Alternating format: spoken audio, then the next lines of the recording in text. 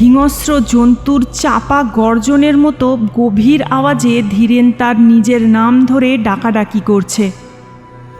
ধীরেন, ধীরেন, ধীরেন। গেঞ্জি আর কাপড়ে কাদা ও রক্ত মাখা, ঠোঁট থেকে চিবুক বেয়ে ফোঁটা ফোঁটা রক্ত গড়িয়ে পড়ছে। বাসটা সরিয়ে দাও। দামিনী আওয়াজ করতে লাগলো সেই রকম।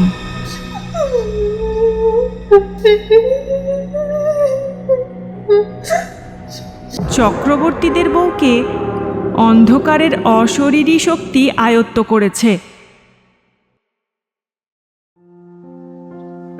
নমস্কার বন্ধুরা, আজকের গল্পের আসরে আপনাদেরকে স্বাগত জানাই। আজ আরও একটি নতুন গল্প নিয়ে হাজির হয়েছি আমি। আমার আজকের নিবেদন মানিক বন্দ্যোপাধ্যায় রচিত হলুদ পোড়া। গল্পটি ভালো লাগলে লাইক এবং চ্যানেলটিকে সাবস্ক্রাইব করার অনুরোধ জানিয়ে রাখলাম। চলুন তাহলে গল্পটি শুরু করা যাক। সে বছর কার্তিক মাসের মাঝামাঝি 3 দিন আগে পরে গায়ে দুটো খুন হয়ে গেল। একজন মাঝবয়সী জোয়ানমদ্য পুরুষ এবং 16-17 বছরের একটি রোগা ভীরু মেয়ে। গাঁয়ের দক্ষিণে ঘোষেদের মজা পুকুরের ধারে একটা মরা গজারি গাছ বহুকাল থেকে দাঁড়িয়ে আছে। স্থানটি ফাঁকা, বন জঙ্গলের আব্রু নেই। কাছাকাছি শুধু কয়েকটা কলা গাছ। ওই গজারি গাছটার নিচে একদিন বলাই চক্রবর্তীকে মরে পড়ে থাকতে দেখা গেল। মাথাটা 8 চির হয়ে ফেটে গেছে, খুব সম্ভব অনেকগুলি লাঠির আঘাতে। চারিদিকে হইচই পড়ে গেল বটে, কিন্তু লোকে খুব বিস্মিত হলো না। বলাই চক্রবর্তীর এই রকম অপমৃত্যুই আশপাশের 10টা গাঁয়ের লোক প্রত্যাশা করেছিল, অনেকে কামনাও করেছিল। অন্যপক্ষে শুভ্রা মেয়েটির খুন হওয়া নিয়ে হইচই হলো কম, কিন্তু মানুষের বিস্ময় ও কৌতূহলের সীমা রইল না। গেরস্ত ঘরের সাধারণ ঘরোয়া মেয়ে, গাঁয়ের লোকের চোখের সামনে আর 10টি মেয়ের মতো বড় হয়েছে। বিয়ের পর শ্বশুরবাড়ি গেছে এবং মাসখানেক আগে যথারীতি বাপের বাড়ি ফিরে এসেছে ছেলে বিয়োবার জন্য। পাশের বাড়ির মেয়েরা পর্যন্ত কোনোদিন কল্পনা করার ছুতো পায়নি যে মেয়েটার জীবনে খাপছাড়া কিছু লুকানো ছিল। এমন ভয়াবহ পরিণামের নাটকীয় উপাদান সঞ্চিত হয়েছিল। গায়ে সবশেষের সাঁঝের বাতিটি বোধহয় যখন সবে জ্বালা হয়েছে, তখন বাড়ির পিছনে ডোবার ঘাটে শুভ্রার মতো মেয়েকে কে বা কারা যে কেন গলা টিপে মেরে রেখে যাবে ভেবে উঠতে না পেরে গাঁ শুদ্ধ লোক যেন অপ্রস্তুত হয়ে রইল। বছর 1.5 মেয়েটা শ্বশুরবাড়ি ছিল, গাঁয়ের লোকের চোখের আড়ালে। সেখানে কি এই ভয়ানক অঘটনের ভূমিকা গড়ে উঠেছিল? দুটো খুনের মধ্যে কি কোনো যোগাযোগ আছে? 20-30 বছরের মধ্যে গাঁয়ের কেউ তেমনভাবে জখম পর্যন্ত হয়নি। যখন হলো, পরপর একেবারে খুন হয়ে গেল দুটো। তার একটি পুরুষ, অপরটি যুবতী নারী। দুটি খুনের মধ্যে একটা সম্পর্ক আবিষ্কার করার জন্য প্রাণ সকলের ছটফট করে। কিন্তু বলাই চক্রবর্তী শুভ্রাকে কবে শুধু চোখের দেখা দেখেছিল তাও গাঁয়ের কেউ মনে করতে পারে না। একটুখানি বাস্তব সত্যের খাদের অভাবে নানাজনের কল্পনা ও অনুমানগুলি গুজব হয়ে উঠতে উঠতে মুষড়ে যায়। বলাই চক্রবর্তীর সম্পত্তি পেল তার ভাইপো নবীন। 40 টাকার চাকরি ছেড়ে শহর থেকে সপরিবারে গাঁয়ে এসে ক্রমাগত কোঁচার খুঁটে চশমার কাঁচ মুছতে মুছতে সে পাড়ার লোককে বলতে লাগলো, 50 টাকা রিওয়ার্ড ঘোষণা করেছি। কাকাকে যারা অমন মার মেরেছে তাদের যদি ফাঁসি কাটে ঝুলোতে না পারি চশমার কাঁচের বদলে মাঝে মাঝে কোঁচার খুঁটে সে নিজের চোখও মুছতে লাগল। ঠিক 21 দিন গাঁয়ে বাস করার পর নবীনের স্ত্রী দামিনী সন্ধ্যাবেলা লণ্ঠন হাতে রান্নাঘর থেকে উঠান পার হয়ে শোবার ঘরে যাচ্ছে। কোথা থেকে অতি মৃদু একটু দমকা বাতাস বাড়ির পূব কোণের তেঁতুল গাছের পাতা নাড়া দিয়ে তার গায়ে এসে লাগল। দামিনীর হাতের লণ্ঠন ছিটকে গিয়ে পড়ল দক্ষিণের ঘরের দাওয়ায়। উঠানে আছড়ে পড়ে হাত পা ছুঁড়তে ছুঁড়তে দামিনীর দাঁতে দাঁত লেগে গেল। দালানের আনাচে কানাচে ঝোড়ো হাওয়া যেমন গুমড়ে গুমড়ে কাঁদে, দামিনী আওয়াজ করতে লাগলো সেই রকম।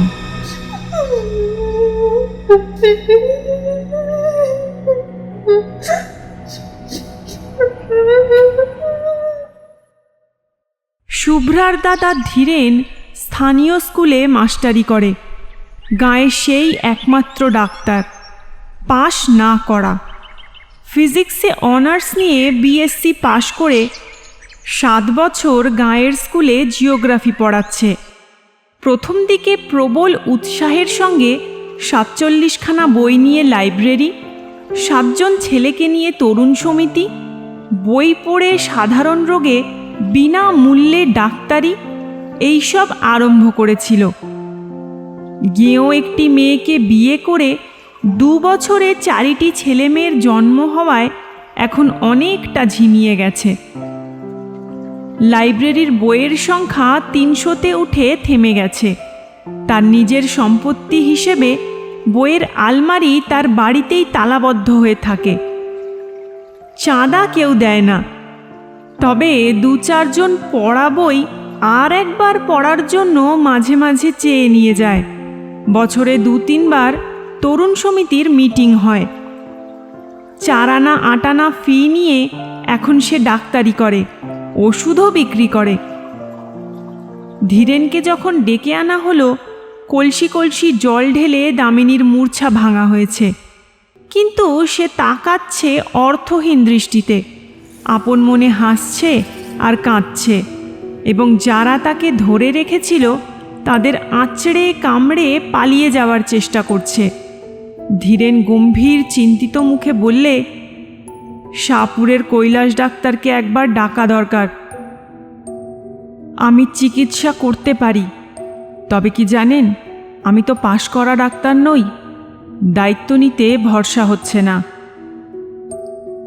বুড়ো পঙ্কজ ঘোষাল বলাই চক্রবর্তীর অনুগ্রহে বহুকাল সপরিবারে পরিপুষ্ট হয়েছিলেন। তিনি বললেন, ডাক্তার কি হবে?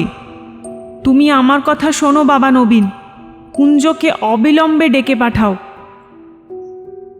গাঁয়ের যারা ভিড় করেছিল তারা প্রায় সকলেই বুড়ো ঘোষালের কথায় সায় দিল। নবীন জিজ্ঞেস করল, কুঞ্জ কত নেয়? ধীরেন বলল, ছি, ওসব দুর্বুদ্ধি করো না নবীন, আমি বলছি তোমায় এটা অসুখ, অন্য কিছু নয়। লেখাপড়া শিখেছ, জ্ঞান বুদ্ধি আছে, তুমিও কি বলে কুঞ্জকে চিকিৎসার জন্য ডেকে পাঠাবে? নবীন আমতা আমতা করে বলল, এসব খাপছাড়া অসুখে ওদের চিকিৎসায় ভালো ফল দেয় ভাই।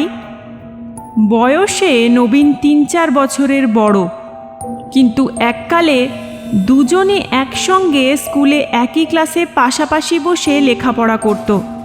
বোধহয় সেই খাতিরেই কৈলাস ডাক্তার ও কুঞ্জ মাঝি দুজনকে আনতেই নবীন লোক পাঠিয়ে দিল। কুঞ্জই আগে এলো।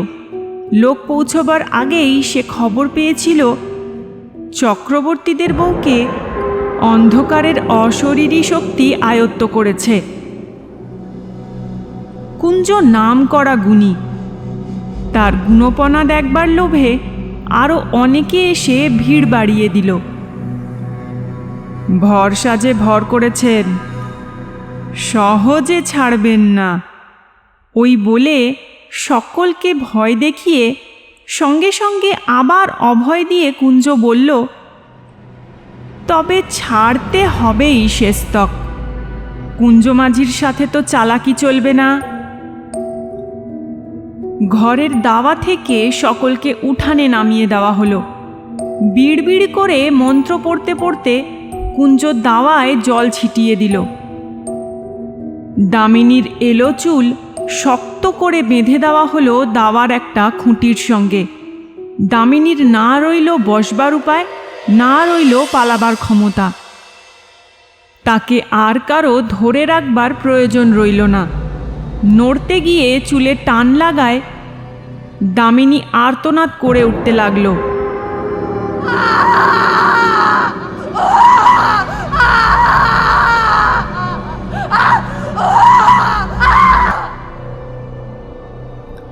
কুঞ্জ টিটকারি দিয়ে বলতে লাগলো, রও বাছাধন রও, এখনই হয়েছে কি, মজাটি টের পাওয়াচ্ছি তোমায়। ধীরেন প্রথম দিকে চুপ করেছিল, বাধা দিয়ে লাভ নেই। গাঁয়ের লোক কথা শোনে না, বিরক্ত হয়। এবার সে আর ধৈর্য ধরতে পারল না। তুমি কি পাগল হয়ে গেছো নবীন? তুমি চুপ করো ভাই। উঠানে ৩০-৩৫ জন পুরুষ ও নারী এবং গোটা ৫ লণ্ঠন জড়ো হয়েছে।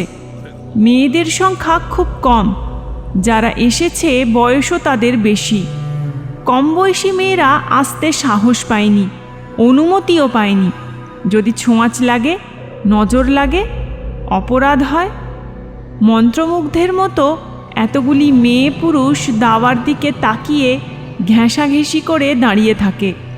এই দুর্লভ রোমাঞ্চ থেকে তাদের বঞ্চিত করার ক্ষমতা নবীনের নেই। দাওয়াটি যেন স্টেজ, সেখানে যেন মানুষের জ্ঞান বুদ্ধির অতীত রহস্যকে সহজবোধ্য নাটকের রূপ দিয়ে অভিনয় করা হচ্ছে। ঘরের দুয়ারে কুঞ্জ যেন আমদানি করেছে জীবনের শেষ সীমানার ওপারের ম্যাজিক। এমন ঘরোয়া, এমন বাস্তব হয়ে উঠেছে দামিনীর মধ্যে অদেহী ভয়ঙ্করের এই ঘনিষ্ঠ আবির্ভাব। ভয় সকলে ভুলে গেছে, শুধু আছে তীব্র উত্তেজনা এবং কৌতূহল ভরা পরম উপভোগ্য শিহরণ। এক পা সামনে এগিয়ে, পাশে সরে, পিছু হটে, সামনে পিছনে দুলে দুলে কুঞ্জ দুর্বোধ্য মন্ত্র আওড়াতে থাকে। মালসাতে আগুন করে তাতে সে একটি দুটি শুকনো পাতা আর শিকড় পুড়তে দেয়। চামড়া পোড়ার মতো একটা উৎকট গন্ধে চারিদিক ভরে যায়। দামিনীর আর্তনাদ ও ছটফটানি ধীরে ধীরে কমে আসছিল। এমন সময় খুঁটিতে পিঠ ঠেকিয়ে কাঠ হয়ে দাঁড়িয়ে সে বোজা বোজা চোখে কুঞ্জর দিকে তাকিয়ে নিষ্পন্দ হয়ে রইল। তখন একটা কাঁচা হলুদ পুড়িয়ে কুঞ্জ তার নাকের কাছে ধরল। দামিনীর ঢুলু ঢুলু চোখ ধীরে ধীরে বিস্ফারিত হয়ে উঠল। সর্বাঙ্গে ঘন ঘন শিহরণ বয়ে যেতে লাগল। কে তুই? বল, তুই কে? আমি শুভ্রা, আমায় মেরো না। চাটুজ্জে বাড়ির শুভ্রা, যে খুন হয়েছে? হ্যাঁ গো হ্যাঁ, আমায় মেরো না। নবীন দাওয়ার একপাশে দাঁড়িয়েছিল। তার দিকে মুখ ফিরিয়ে কুঞ্জ বলল, ব্যাপার বুঝলেন কর্তা? উঠান থেকে চাপা গলায় বুড়ো ঘোষালের নির্দেশ এলো। কে খুন করেছিল শুধু না কুঞ্জ? ওহে কুঞ্জ, শুনছো? কে শুভ্রাকে খুন করেছিল শুধিয়ে নাও চট করে। কুঞ্জকে কিছু জিজ্ঞেস করতে হলো না। দামিনী নিজে থেকেই ফিসফিস করে জানিয়ে দিল, বলাই খুঁড়ো আমায় খুন করেছে। নানাভাবে ঘুরিয়ে ফিরিয়ে অনেকবার তাকে প্রশ্ন করা হলো, কিন্তু দামিনীর মুখ দিয়ে এছাড়া আর কোনো জবাব বার হলো না যে সে শুভ্রা এবং বলাই তাকে খুন করেছে। তারপর একসময় তার মুখ বন্ধ হয়ে গেল।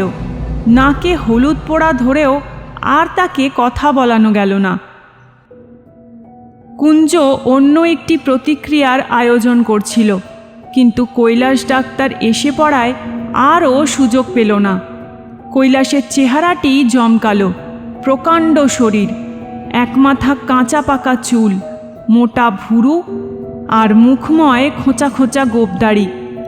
এসে দাঁড়িয়েই ষাঁড়ের মতো গর্জন করতে করতে সে সকলকে গালাগালি দিতে আরম্ভ করল। কুঞ্জর আগুনের মালসা তার দিকেই লাথি মেরে ছুঁড়ে দিয়ে বলল, দাঁড়া হারামজাদা, তোকে ফাঁসি কাটে ঝুলোচ্ছি। ওষুধ দিয়ে বৌমাকে আজ মেরে ফেলে থানায় তোর নামে রিপোর্ট দেব, তুই খুন করেছিস।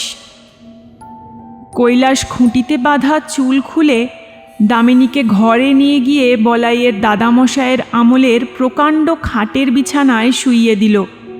প্যাট করে তার বাহুতে সূঁচ ফুটিয়ে ঢুকিয়ে দিল ঘুমের ওষুধ।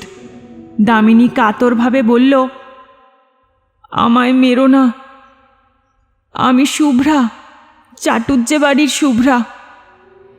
কয়েক মিনিটের মধ্যে সে ঘুমিয়ে পড়ল। দামিনীর মুখ দিয়ে শুভ্রা বলাই চক্রবর্তীর নাম করায় অনেক বিশ্বাসীর মনে যে ধাঁধার সৃষ্টি হয়েছিল, বুড়ো ঘোষালের ব্যাখ্যা শুনে সেটা কেটে গেল। শুভ্রার 3 দিন আগে বলাই চক্রবর্তী মরে গিয়েছিল সন্দেহ নেই, কিন্তু শুধু জ্যান্ত মানুষ কি মানুষের গলা টিপে মারে? আর কিছু মারে না? শ্মশানে মশানে দিনক্ষণ প্রকৃতির যোগাযোগ ঘটলে পথভোলা পথিকের ঘাড় তবে মাঝে মাঝে মোটকে দেয় কিসে? ব্যাখ্যাটা দেওয়া উচিত ছিল কুঞ্জগুণীর। বুড়ো ঘোষাল আগেই সকলকে শুনিয়ে দেওয়াতে জোর গলায় তাকে সমর্থন করেই নিজের মর্যাদা বাঁচানো ছাড়া তার উপায় রইল না। তবে কথাটাকে সে ঘুরিয়ে দিল একটু অন্যভাবে, যার ফলে অবিশ্বাসীর মনে পর্যন্ত খটকা বাঁধা সম্ভব হয়ে উঠল। বলাই চক্রবর্তী শুভ্রাকে খুন করেছে বটে, কিন্তু সোজাসুজি নিজে নয়, কারণ মরার 1 বছরের মধ্যে সেটা কেউ পারে না। ওই সময়ের মধ্যে শ্রাদ্ধ শান্তি না হলে তবেই সোজাসুজি মানুষের ক্ষতি করার ক্ষমতা জন্মায়। বলাই চক্রবর্তী একজনকে ভর করে তার মধ্যস্থতায় শুভ্রাকে খুন করেছে, তার রক্ত মাংসের হাত দিয়ে। না, যাকে সে ভর করেছিল তার কিছু মনে নেই। মনে কি থাকে? এক রাত্রে অনেক কান ঘুরে পরদিন সকালে এই কথাগুলি ধীরেনের কানে গেল। অগ্রহায়ণের উজ্জ্বল মিঠে রোদ তখন চারিদিকে ছড়িয়ে আছে। বর্ষার পরিপুষ্ট গাছে আর আগাছার জঙ্গলে যেন পার্থিব জীবনের ছড়াছড়ি। বাড়ির পিছনে ডোবাটি কচুরিপানায় আচ্ছন্ন, গাঢ় সবুজ অসংখ্য রসালো পাতা, বর্ণনাতীত কোমল রঙের অপরূপ ফুল। তালগাছের গুঁড়ির ঘাটটি কার্তিক মাসেও প্রায় জলে ডুবেছিল, এখন জল কমে অর্ধেকের বেশি ভেসে উঠেছে। টুকরো বসিয়ে ধাপগুলি এবার ধীরেন বিশেষ করে শুভ্রার জন্য বানিয়ে দিয়েছিল। 7 মাসের গর্ভ নিয়ে ঘাটে উঠতে নামতে সে যাতে পা পিছলে আছাড় না খায়। পাড়ার মানুষ বাড়ি বয়ে গাঁয়ের গুজব শুনিয়ে গেল। আবেষ্টনীর প্রভাবে উদ্ভট কথাগুলির সঙ্গে সঙ্গে ধীরেনের মন থেকে বাতিল হয়ে গেল। ক্ষুব্ধ হবার অবসরও সে পেল না। ডোবার কোন দিক থেকে কিভাবে কে সেদিন সন্ধ্যায় ঘাটে এসেছিল, কেন এসেছিল, এই পুরনো ভাবনা সে ভাবছিল অনেকক্ষণ থেকে। তাই সে ভাবতে লাগল। একমাত্র এই ভাবনা তাকে অন্যমনস্ক করে দেয়। ক্ষোভ ও বিষাদের তার এত প্রাচুর্য এখন যে মাঝে মাঝে কিছুক্ষণের জন্য অন্যমনস্ক হতে না পারলে তার অসহ্য কষ্ট হয়। অন্য কোনো বিষয়ে তার মন বসে না। ভাতের থালা সামনে ধরে দিয়ে শান্তি বলল, আমার কিন্তু মনে হয় তাই হবে, নইলে। কটমট করে তাকিয়ে ধীরেন ধমক দিয়ে বলল, চুপ, যা খুশি মনে হোক তোমার, আমায় কিছু বলবে না, খবরদার।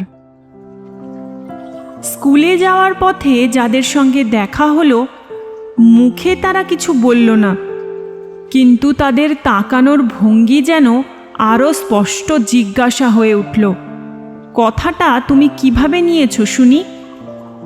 পুরুত ঠাকুর তাকে অনেকক্ষণ দাঁড় করিয়ে রেখে দোষমোচনের জন্য দরকারি ক্রিয়াকর্মের বিষয় আলোচনা করলেন, উপদেশ দিলেন। বিশেষ করে বলে দিলেন যে স্কুল থেকে ফিরবার সময় তার বাড়ি থেকে সে যেন তার নিজের ও বাড়ির সকলের ধারণের জন্য মাদুলি নিয়ে যায়। স্কুলে পা দেওয়ার পর থেকে ধীরেনের মনে হতে লাগলো সে যেন বাইরের কোনো বিশিষ্ট অভ্যাগত স্কুল পরিদর্শন করতে এসেছে। তার 7 বছরের অভ্যস্ত অস্তিত্বকে আজ এক মুহূর্তের জন্য কেউ ভুলতে পারছে না। প্রথম ঘন্টাতেই ক্লাস ছিল। অর্ধেক ছেলে আড়ষ্ট হয়ে বসে আছে, বাকি অর্ধেক নিজেদের মধ্যে গুজগাছ ফিসফাস করছে। নিজেকে জীবন্ত ব্যাঙের মতো মনে হচ্ছিল। বইয়ের পাতায় চোখ রেখে ধীরেন পড়াতে লাগলো। চোখ তুলে ছেলেদের দিকে তাকাতে পারল না। ঘন্টা কাবার হতেই হেডমাস্টার ডেকে পাঠালেন। তুমি 1 মাসের ছুটি নাও ধীরেন। 1 মাসের ছুটি? মথুরবাবু এইমাত্র বলে গেলেন আজ থেকেই ছুটি পাবে। আজ আর তোমার পড়িয়ে কাজ নেই। মথুরবাবু স্কুলের সেক্রেটারি। মাইলখানেক পথ হাঁটলেই তার বাড়ি পাওয়া যায়। চলতে চলতে মাঝপথে ধীরেনের মাথাটা কেমন ঘুরে উঠল। কদিন থেকে হঠাৎ চেতনায় ঝাঁকি লেগে মাথাটা তার এই রকম ঘুরে উঠছে। চিন্তা ও অনুভূতির আকস্মিক পরিবর্তনের জন্য এই ঝাঁকি লাগে, অথবা এমন ঝাঁকি লেগে তার চিন্তা ও অনুভূতি বদলে যায়। গাছতলায় কিছুক্ষণ বিশ্রাম করে সে বাড়ির দিকে পা বাড়ালো। মথুরবাবু এখন হয়তো খেয়ে দিয়ে বিশ্রাম করছেন। এখন তাকে বিরক্ত করা উচিত হবে না। স্কুল থেকে তাড়িয়ে দেওয়া হয়নি, 1 মাসের ছুটি দেওয়া হয়েছে। 1 মাসের মধ্যে মথুরবাবুর সঙ্গে দেখা করার অনেক সময় সে পাবে। আজ গিয়ে হাতে পায়ে না ধরাই ভালো। মথুরবাবুর যদি দয়া হয়, যদি তিনি বুঝতে পারেন যে তার বোন খুন হয়েছে বলে দামিনীর ঘোষণার ফলে তার বোনের কাল্পনিক কেলেঙ্কারি নিয়ে চারিদিকে হইচই হচ্ছে বলে তাকে দোষী করা উচিত নয়, তাহলে মুশকিল হতে পারে। ছুটি বাতিল করে কাল থেকে কাজে যাওয়ার অনুমতি হয়তো তিনি দিয়ে বসবেন। এতক্ষণ খেয়াল হয়নি। এখন সে বুঝতে পেরেছে নিয়মিতভাবে প্রতিদিন স্কুলে ছেলেদের পড়ানোর ক্ষমতা তার নেই। মথুরবাবুর সামনে গিয়ে দাঁড়াতে লজ্জা হচ্ছে।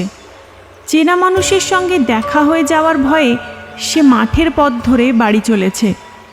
বাড়ি গিয়ে ঘরের মধ্যে লুকোতে হবে। দুর্বল শরীরটা বিছানায় লুটিয়ে দিয়ে ভারী মাথাটা বালিশে রাখতে হবে। সারাটা দুপুর ঘরের মধ্যে শুয়ে বসে ছটফট করে কাটিয়ে শেষবেলায় ধীরেন উঠানে বেরিয়ে এলো। মাজা বাসন হাতে নিয়ে শান্তি ঘাট থেকে উঠে আসছিল। ডোবার ধারে প্রকাণ্ড বাঁশঝাড়টার ছায়ায় মানুষের মতো কি যেন একটা নড়াচড়া করছে। ধীরেন আর্তনাদ করে উঠল, কে ওখানে? কে? শান্তির হাতের বাসন ঝনঝন শব্দে পড়ে গেল।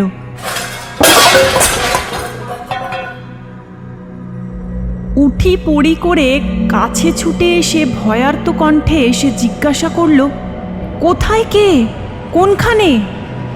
বাঁশঝাড় থেকে চেনা গলার আওয়াজ এলো, আমি মাস্টার বাবু, বাঁশ কাটছি। কে তোকে বাঁশ কাটতে বলেছে? শান্তি বলল, আমি বলেছি। খেন্তি পিসি বলল, নূতন একটা বাঁশ কেটে আগা মাথা একটু পুড়িয়ে ঘাটের পথে তাড়াতাড়ি ফেলে রাখতে। ভোরে উঠে সরিয়ে দেব, সন্ধ্যের আগে পেতে রাখব। তুমি যেন আবার ভুল করে বাঁশটা ডিঙিয়ে যেও না। সন্ধ্যার আগেই শান্তি আজকাল রাধাবাড়া আর ঘরকন্নার সব কাজ শেষ করে রাখে। অন্ধকার ঘনিয়ে আসার পর ধীরেনকে সঙ্গে না নিয়ে বড় ঘরের চৌকাঠ পার হয় না। ছেলে মেয়েদেরও ঘরের মধ্যে আটকে রাখে। সন্ধ্যা থেকে ঘরে বন্দি হয়ে ধীরেন আকাশ পাতাল ভাবে আর মাঝে মাঝে সচেতন হয়ে ছেলে মেয়েদের আলাপ শোনে। ছোট পিসি ভূত হয়েছে। ভূত নয়, পেতনি, বেটা ছেলে ভূত হয়।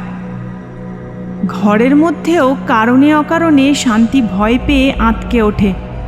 কাল প্রথম রাত্রে একটা পেঁচার ডাক শুনে ধীরেনকে আঁকড়ে ধরে গোঙাতে গোঙাতে বমি করে ফেলেছিল। বড় ঘরের দাওয়ার পূব প্রান্তে বসে তামাক টানতে টানতে দিনের আলো ম্লান হয়ে এলো। এখানে বসে ডোবার ঘাট আর দুধারের বাঁশঝাড় ও জঙ্গল দেখা যায়। জঙ্গলের পর সেনেদের কলা বাগান, সেনেদের কাছারি ঘরের পাশ দিয়ে দূরে বসেদের মজা পুকুরের তীরে মরা গজারি গাছটার ডগা চোখে পড়ে। অন্ধকার হবার আগেই কুয়াশায় প্রথমে গাছটা, তারপর সেনেদের বাড়ি আবছা হয়ে ঢাকা পড়ে গেল। তুমি কি আর ঘাটের দিকে যাবে? শান্তি জিজ্ঞেস করল। না, তবে বাঁশ পেতে দাও। বাঁশটা পাততে হবে না। শান্তি কয়েক মুহূর্ত চুপ করে দাঁড়িয়ে রইল। তোমার চোখ লাল হয়েছে, টকটকে লাল। হোক। শোবার ঘর আর রান্নাঘরের ভিটের সঙ্গে দুটি প্রান্ত ঠেকিয়ে শান্তি নিজেই বাঁশটা পেতে দিল। কাঁচা বাঁশের দু প্রান্তের খানিকটা পুড়িয়ে দেওয়া হয়েছে। অশরীরী কোনো কিছু এ বাঁশ ডিঙোতে পারবে না। ঘাট থেকে শুভ্রা যদি বাড়ির উঠানে আসতে চায়, এই বাঁশ পর্যন্ত এসে ঠেকে যাবে। আলো জ্বালার আগেই ছেলে মেয়েদের খাওয়া শেষ হলো। সন্ধ্যাদীপ না জ্বেলে শান্তির নিজের খাওয়ার উপায় নেই। ভালো করে সন্ধ্যা হওয়ার আগেই সে তাড়াতাড়ি দীপ জ্বেলে ঘরে ঘরে দেখিয়ে শাঁখে ফু দিল। 10 মিনিটের মধ্যে নিজে খেয়ে ধীরেনের ভাত বেড়ে ঢাকা দিয়ে রেখে রান্নাঘরে তালা দিয়ে কাপড় ছেড়ে ঘরে গিয়ে ঢুকল। বিকালে আজকাল সে মাছ রান্না করে না। এঁটো কাটা নাকি অশরীরী আত্মাকে আকর্ষণ করে। খাওয়ার হাঙ্গামা খুব সংক্ষেপে, সহজে এবং অল্প সময়ে সম্পন্ন হয়ে যায়। ঘরে আসবে না? না। তখনও আকাশ থেকে আলোর শেষ আভাসটুকু মুছে যায়নি। 2-3টি তারা দেখা দিয়েছে, আরও কয়েকটি দেখা দিতে দিতে আবার হারিয়ে যাচ্ছে। আর 1 মিনিট কি 2 মিনিটের মধ্যে রাত্রি শুরু হয়ে যাবে। জীবিতের সঙ্গে মৃতের সংযোগ স্থাপনের সবচেয়ে প্রশস্ত সময় সন্ধ্যা। ভর সন্ধ্যাবেলা শুভ্রা দামিনীকে আশ্রয় করেছিল। আজ সন্ধ্যা পার হলে রাত্রি আরম্ভ হয়ে গেলে চেষ্টা করেও শুভ্রা হয়তো তার সঙ্গে কথা বলতে পারবে না। আর দেরি না করে এক্ষুনি শুভ্রাকে সুযোগ দেওয়া উচিত। চোরের মতো ভিটে থেকে নেমে বাঁশ ডিঙিয়ে ধীরেন পা টিপে টিপে ডোবার মাঠের দিকে এগিয়ে গেল। অদ্ভুত বিকৃত গলার ডাক শুনে শান্তি লণ্ঠন হাতে ঘর থেকে বেরিয়ে এলো। বাঁশের ওপারে দাঁড়িয়ে হিংস্র জন্তুর চাপা গর্জনের মতো গভীর আওয়াজে ধীরেন তার নিজের নাম ধরে ডাকাডাকি করছে। ধীরেন, ধীরেন, ধীরেন। গেঞ্জি আর কাপড়ে কাদা ও রক্ত মাখা, ঠোঁট থেকে চিবুক বেয়ে ফোঁটা ফোঁটা রক্ত গড়িয়ে পড়ছে। বাঁশটা সরিয়ে দাও। ডিঙিয়ে এসো, বাঁশ ডিঙিয়ে চলে এসো। কি হয়েছে, পড়ে গেছো নাকি? ডিঙোতে পারছি না, বাঁশটা সরিয়ে দাও। বাঁশ ডিঙোতে পারছে না? মাটিতে শোয়ানো বাঁশ। শান্তির আর এতটুকু সন্দেহ রইল না। আকাশ চেরা তীক্ষ্ণ গলায় সে আর্তনাদের পর আর্তনাদ শুরু করে দিল। তারপর প্রতিবেশী এলো, পাড়ার লোক এলো, গাঁয়ের লোক এলো, কুঞ্জও এলো। 3-4 কলস জল ঢেলে ধীরেনকে স্নান করিয়ে দাওয়ার খুঁটির সঙ্গে তাকে বেঁধে ফেলা হয়। মন্ত্র পড়ে জল ছিটিয়ে মালসার আগুনে পাতা ও শিকড় পুড়িয়ে ঘণ্টাখানেকের চেষ্টায় ধীরেনকে কুঞ্জ নিঝুম করে ফেলল। তারপর মালসার আগুনে কাঁচা হলুদ পুড়িয়ে ধীরেনের নাকের কাছে ধরে বজ্রকণ্ঠে সে জিজ্ঞাসা করল, কে তুই? বল তুই কে? ধীরেন বলল, আমি বলাই চক্রবর্তী, শুভ্রাকে আমি খুন করেছি। আজকের গল্প এখানেই শেষ। আশা করি গল্পটি আপনাদের ভালো লাগবে।